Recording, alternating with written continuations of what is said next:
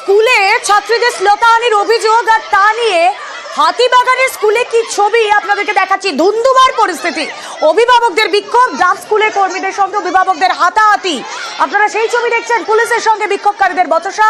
অভিযোগ, বুধবার কয়েকজন পড়ুয়া শ্লীলতাহানি করে স্কুলে কাজ করতে আসা রাজমিস্ত্রিরা। আর এই নিয়ে বৃহস্পতিবার দুপুর থেকেই শুরু হয় বিক্ষোভ। ছবি দেখাচ্ছি আপনাদের, শুনুন কি চলছিল সেই সময়।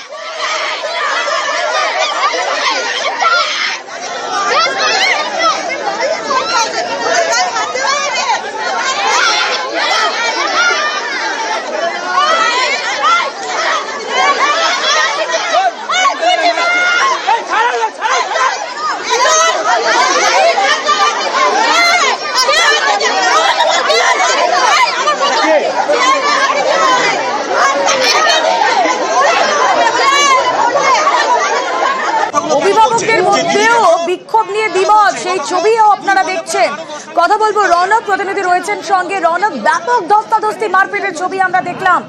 কোনো এখনো পর্যন্ত পুলিশ এসে গোটা পরিস্থিতি নিয়ন্ত্রণে করতে পারলো?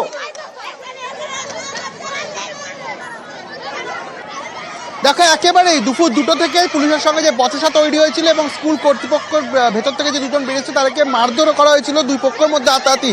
এখনও কিন্তু সেই বচসা থামায়নি। তোমায় দেখাবো ঠিক শ্যামপুকুর থানা, যেই থানার সামনে কিন্তু এই অভিভাবকরা ভিড় জমিয়েছেন এবং কার্যত পুলিশের সঙ্গে একটা বচসার সৃষ্টি হচ্ছে। কারণ অভিভাবকদের কথায় যে স্কুলের যারা কর্তৃপক্ষ তাদেরকে বেরিয়ে এসে অভিভাবকদের সঙ্গে কথা বলতে হবে এবং যে মিস্ত্রিদের বিরুদ্ধে তারা অভিযোগ করছেন যে গত সোমবার থেকে যখন স্কুলের রেনোভেশনের কাজ চলছিল তখন থেকেই নাকি বেশ কিছু পড়ুয়াকে ব্যাড টাচ করা হয়েছিল, কুপ্রস্তাব দেওয়া হয়েছিল এবং বেশ কিছু অভিভাবক শ্লীলতাহানির অভিযোগ তুলেছেন। এবং যে বিষয়টাকে কেন্দ্র করে ঘটনা এতদূর গড়ায় সেটা হলো গতকাল ক্লাস 2 এর একজন পড়ুয়াকে ব্যাড টাচ করা হয়েছিল, কুপ্রস্তাব দেওয়া হয়েছিল। তার অভিভাবক যখন জানিয়েছিল স্কুলের কথাটি কর্তৃপক্ষ সে অর্থে বিষয়টিতে কোনো গাই দেননি এবং শুধু তাই নয়, কর্তৃপক্ষর তরফ থেকে কোনো রকম সদুত্তর অভিভাবকরা পাননি। আজকে কথা বলতে গেলেই কিন্তু সাময়িকভাবে বচসার সৃষ্টি হয়। দুপুর দুটো থেকে খণ্ডে খণ্ডে উত্তেজনা কিন্তু তৈরি হয়েছে। প্রচুর পরিমাণ পুলিশ ইতিমধ্যে যে সেই স্কুলের সামনে মোতায়েন ছিল সেখান থেকে তাদেরকে সরিয়ে আনা হলেই ইতিমধ্যে দেখছো যে শ্যামপুকুর থানা, সেই শ্যামপুকুর থানার বাইরে কিন্তু অভিভাবকরা ভিড় করেছেন। রীতিমতো যে বচসা, সেই বচসা তো শুরু হয়েছে অভিভাবকদের সঙ্গে। একেবারে যারা রয়েছেন পুলিশের, তোমাকে দেখাবো স্কুলের যে কর্তৃপক্ষ। আচ্ছা রৌনক, কি যে অভিভাবকদের মধ্যেও বিক্ষোভ নিয়ে দ্বিমত ছিল, সেটা কি কারণে?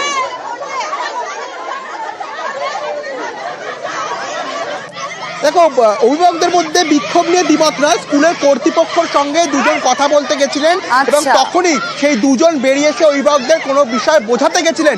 সেই নিয়ে কিন্তু প্রাথমিক বচসা তৈরি হয় এবং দুই পক্ষের মধ্যে কার্যত হাতাহাতি সৃষ্টি হয় এবং এই উত্তেজনা যত সময় গড়ায় ধীরে ধীরে কিন্তু একটা বিরাট আকার ধারণ করে। প্রথমে স্কুল, এখন স্কুল থেকে এসে ঠিক শ্যামপুকুর থানা। তোমাকে দেখাবো স্কুলের যে কর্তৃপক্ষ তিনি ইতিমধ্যে থানার বাইরে বেরিয়ে আসছে এবং তার সঙ্গে অভিভাবকরা কথা বলছেন। অভিভাবকদের একটাই দাবি যে স্কুল কর্তৃপক্ষকে এই বিষয়টি নিয়ে একটা স্পষ্ট অবস্থান নিতে হবে এবং শুধু তাই নয়, যে মিস্ত্রিদের বিরুদ্ধে তারা অভিযোগ করছে তাদেরকে গ্রেফতার করতে হবে। কারণ অভিভাবকরা বলছে এর আগেও নাকি এই স্কুলে এরকম ধরনের ঘটনা ঘটেছিল এবং কিন্তু সেই ঘটনাটাকে কেন্দ্র করেও স্কুল কর্তৃপক্ষ কোনো রকমভাবেই কোনো পদক্ষেপ নিচ্ছে না। কেন তারা কোনো পদক্ষেপ নিচ্ছে না বারংবার এরকম ঘটনা ঘটলেও, বা স্কুল কর্তৃপক্ষের তরফ থেকে কোনো স্পষ্ট অবস্থান তারা জানাচ্ছেন না, এই কারণেই কিন্তু এখনও শ্যামপুকুর থানার সামনে অভিভাবকরা জড়ো হয়ে বিক্ষোভ দেখাচ্ছেন। তোমাকে দেখাবো সেই ছবিটি। স্কুল কর্তৃপক্ষ তারা বেরিয়ে এসছে, তারা কিন্তু অভিভাবকদের সঙ্গে রীতিমতো এখনো কথা বলছে। এখনো প্রচুর পরিমাণ পুলিশ বাহিনী থানার বাইরে রয়েছে, স্কুলের সামনেও কিন্তু পুলিশ বাহিনী রয়েছে এবং অভিভাবকদের দাবি যে মিস্ত্রিদের বিরুদ্ধে তাদের অভিযোগ তাদেরকে কিন্তু অবিলম্বে গ্রেফতার করতে হবে।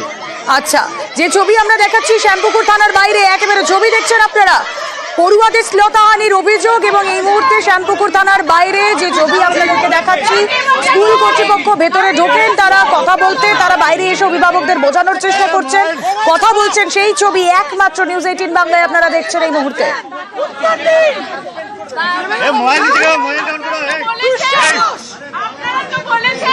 বাইরে খবর গেলে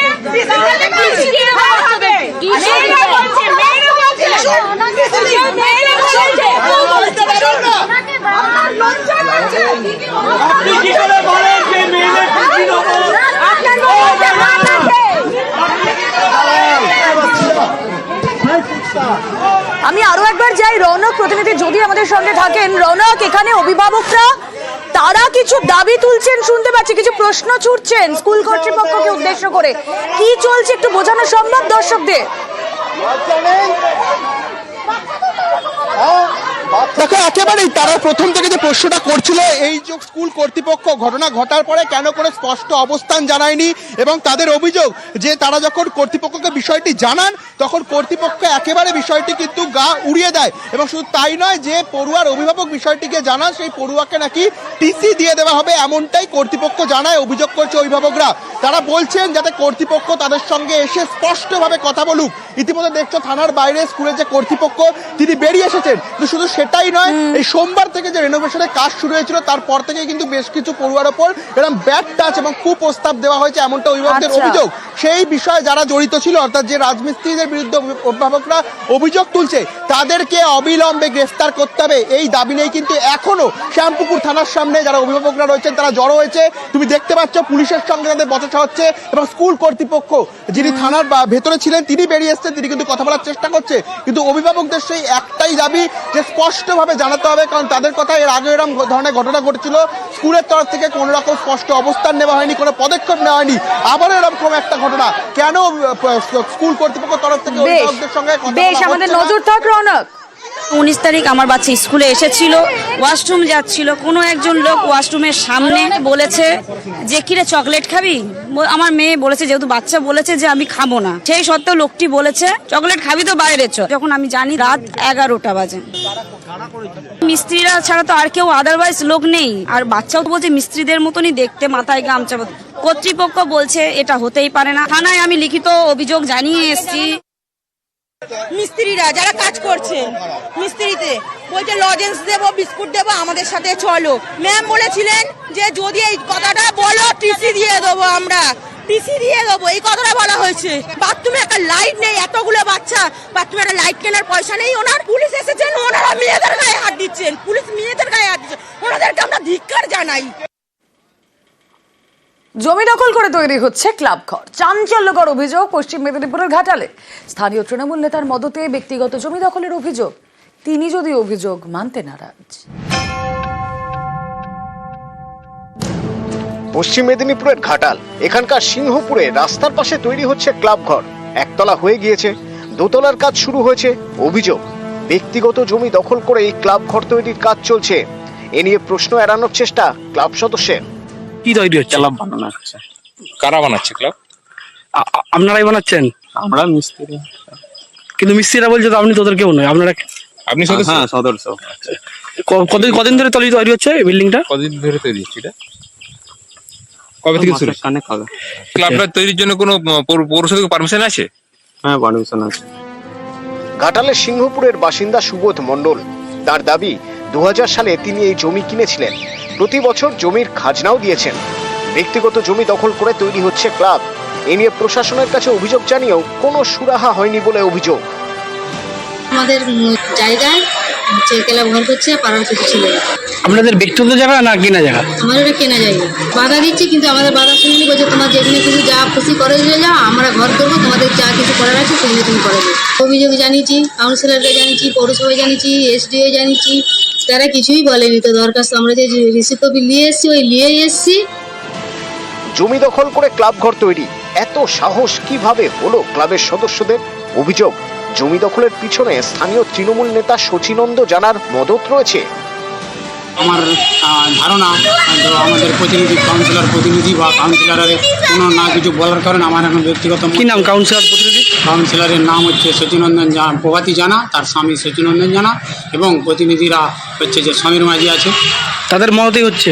হ্যাঁ শৃঙ্খল সাউ আছে। আসলেন ছিল ওটা, সেই হিসাবেই ওরা ক্লাবের ছেলেরা একটা আমাদের দরখাস্ত লিখে দেয়।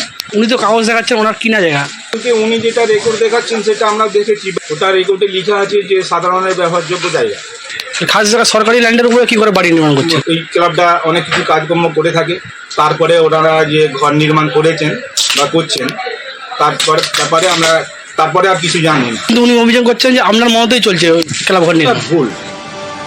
জমি দখল করে ক্লাব ঘর তৈরির অভিযোগ, বিষয়টি খতিয়ে দেখা হচ্ছে বলে জানিয়েছে ঘাটাল পুরসভা। পশ্চিম মেদিনীপুর থেকে সুকান্ত চক্রবর্তী, নিউজ 18 বাংলা।